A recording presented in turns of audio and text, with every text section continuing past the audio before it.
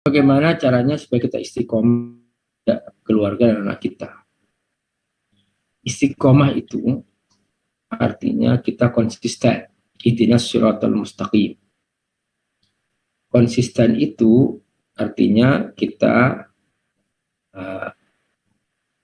lalat al-zubaba, mencela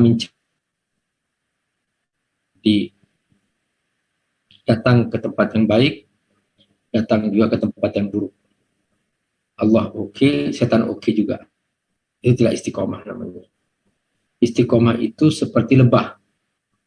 Ia selalu pastikan dirinya datang ke tempat yang baik, lalu dia mengambil yang terbaik, dan juga dia memberikan terbaik. Itu istiqomah. Jadi pemahaman itu penting sekali. Pemahaman penting sekali. Makanya saya jelaskan tentang pemahaman istiqomah, biar mengerti apa itu istiqomah. Ya tadi itu, istiqomah itu seperti lebah, tidak seperti lalat. Itu aja.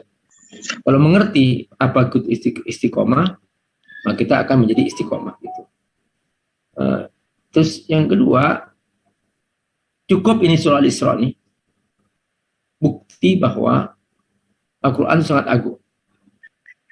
Artinya, memahami bahwa Al-Quran kitab yang sangat agung, ini juga akan membantu istiqomah. Jadi kalau tidak tahu keagungan Quran, maka tidak akan istiqomah. Jadi orang yang menganggap Quran ini ya kitab biasa, maka dia akan meremehkannya, akan ya merasa nggak penting dengan Quran.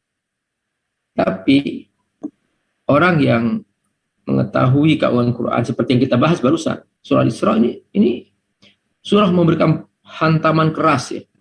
Artinya kalau belajar surah Al-Isra malam ini masih tidak tertampar, itu keterlaluan. Gitu loh.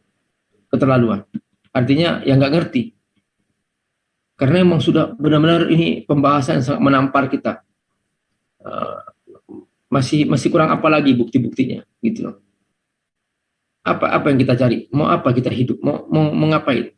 Ya itu. Nah ini kalau paham, maka dia akan bergerak. Yang membuat orang nggak istiqomah karena nggak paham. Nggak paham tentang apa itu istiqomah, nggak paham tentang keagungan Quran, akhirnya nggak bisa istiqomah. Gitu. Jadi nggak cukup kita hanya sekedar ya beramal, nggak cukup. Karena orang yang hanya beramal tapi tidak mau menambah ilmu, pemahaman, maka sulit untuk istiqomah. Gitu. Awal-awalnya aja, gitu ya. Saya pernah menemukan seorang yang hijrah, seorang wanita hijrah, dia langsung pakai hijab dan langsung pakai cadar, gitu ya. Dan tapi karena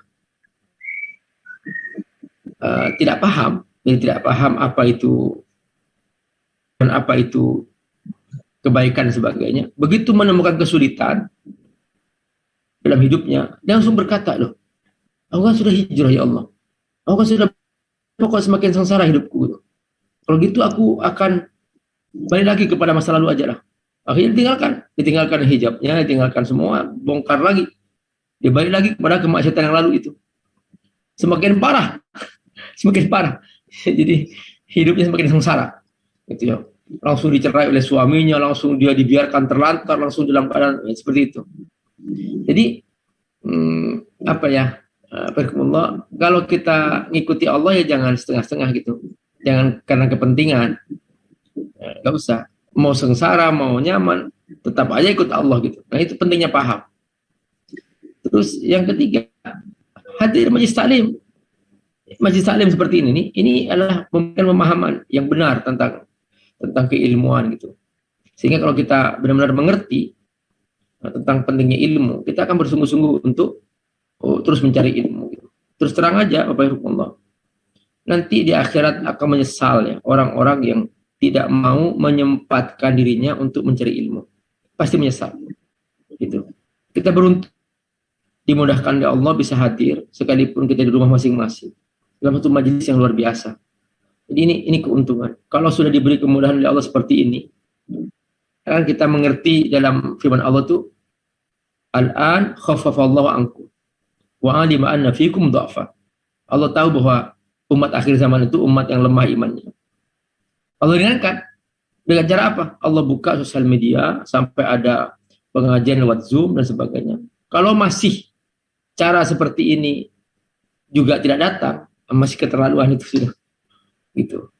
Umat terdahulu itu untuk mencari gurunya, mereka itu harus datang berjalan kaki, belum ada kendaraan. Imam Bukhari berjalan kaki dari Asia Tengah menuju Irak, Baghdad, mencari gurunya dan seterusnya.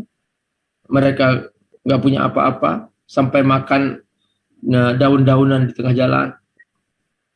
Jadi kita ini hanya duduk aja di depan Zoom. Ya, kalau nggak pernah mau ngaji gimana akan istiqomah, nggak akan pernah bisa. Gitu. Jadi mantapkan dulu ilmunya, akan menjadi kuat untuk istiqomah. Seperti itu. Terus yang keempat yaitu persahabatan. Bersahabatan dengan orang-orang yang soleh. Nah ini kita ini komunitasnya, komunitas Zawiyah, udah bergabung aja di komunitas ini. Insya Allah ini komunitas yang baik. Ajak teman-temannya gitu ya. Dan berusaha masing-masing punya kelebihan untuk membesarkan komunitas ini. Ya, saya sudah mengkhususkan diri untuk komunitas ini. Ayo kita Bapak Ibu berjuang ngajak teman-temannya sehingga benar-benar ini menjadi milik umat dimanapun mereka berada. Ajak mereka share ke teman-teman, rajin gitu. Jadi jangan hanya hadir. Jadi kalau setiap orang nih, misalnya dia mengajak orang lain, jadi tanamkan dalam diri kita itu kesadaran bahwa aku tidak ingin masuk surga sendirian. Ya, kebalikan setan. Kalau setan berusaha untuk tidak masuk neraka sendirian.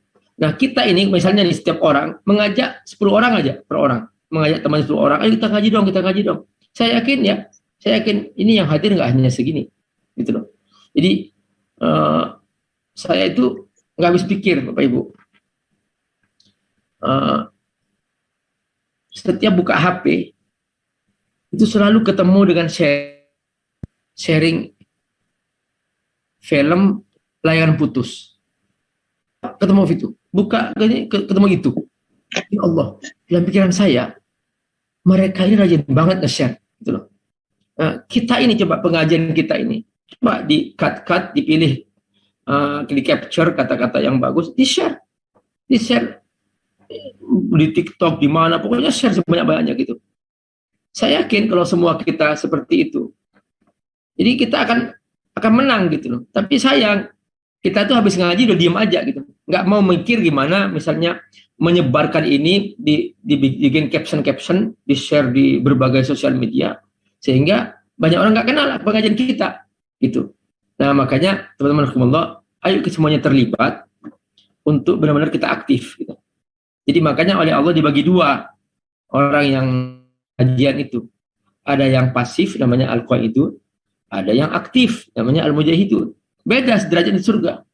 Jadi seperti itu. Ayo kita semuanya bergerak. Saya yakin nih pekan depan kalau kita bergerak semuanya, ini yang hadir bisa 1000 gitu loh. Senang. Kalau yang hadir 1000 kita senang. Kita merasa bahagia karena penyebarannya kan sama, capeknya sama juga seperti itu. Nah itu cara kita membuat istiqomah. Karena banyak orang yang ingin istiqomah tapi kan nggak tahu cara istiqomah. Nah, siapa tahu dari pengajian kita banyak orang menjadi istiqomah gitu.